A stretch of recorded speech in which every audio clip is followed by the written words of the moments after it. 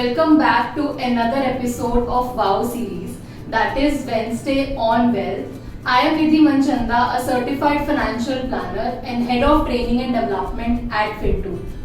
In our previous video, we discussed about different ways to invest into gold, and we did a comparison between physical gold, digital gold, gold ETF, gold mutual funds, and even sovereign gold bonds. But in today's video, we'll specifically discuss about sovereign gold bonds, that is SGB bonds.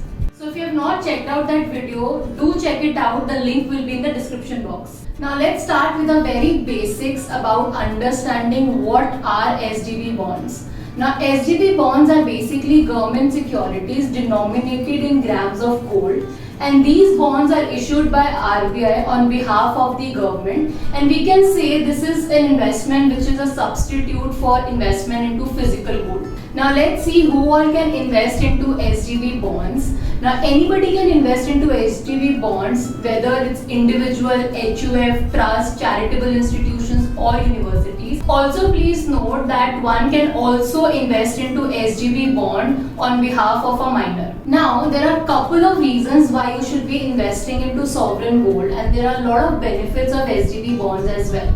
Now let us see this. Now first of all, when you are investing into SGB bonds, you do not have to worry about storage of gold. Also, purity of gold is not an issue when investing into SGB bonds. Another important point here is about expenses. If you are investing into gold in any other mode, you will have to pay some or the other expenses. But if you are investing in SGB bonds, there are no expenses at all. Apart from this, you will also get sovereign guarantee when you are investing into SGB bonds. One of the major advantage of SGB bond is not only you will get capital gains while investing into SGB bonds, but on top of that, you will also get 2.5% per annum interest, and this will be paid semi-annually to your bank account. Moving on, let's see what's the minimum and maximum investment that you can do in SGB bonds. Well, minimum investment is 1 gram of gold that any individual or HUF can do, and the maximum investment that you can do in one financial year is 4 kg of gold. That's the minimum and maximum. But also note that in case of trusts and university, the maximum limit has been increased to 20 kgs. Next important point to know is the lock-in period. Well, the SGB bond is an 8-year investment product, but after 5 years, you can sell your investment in the secondary market, which means there is a lock-in period of 5 years, and after that it is liquid. But yes, if you talk about the investment horizon of the SGB bond, it will be 8 years. Now you must be wondering about how these SGB bonds are taxed. Well, you'll have to pay tax when you earn income, and in case of SGB bonds, there are two types of income that you are generating. One is your interest income and another one is your capital gains. If we talk about interest income is taxable in your hands, and you will have to pay tax as per your slab rates. Whether you have salary income or business income or any other sort of income, it will be added in that, and you will have to pay tax as per your slab rate. On the other hand, if we talk about capital gains, there are again two things. One is you continue with the bond till 8 years, and on maturity you receive the money. At that point of time, capital gains are exempt from any tax. But on the other hand, let's say after 5 years you wish to sell your investment in the secondary market, that is, you would want to transfer your bonds to someone else, then you will be liable to pay long-term capital gain tax. Now how much is this long-term capital gain tax?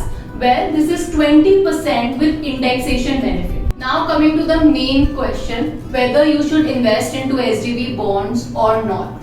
Well, it is recommended that everyone should have at least 10 to 12% of exposure to gold investment, and the best way to do it is through SGB bonds. Now the reason being because you will get 2.5% interest over and above the capital gains that you will be making. So definitely it's a plus. Another plus is if your investment horizon is 8 years, then your capital gain tax will also be exempt.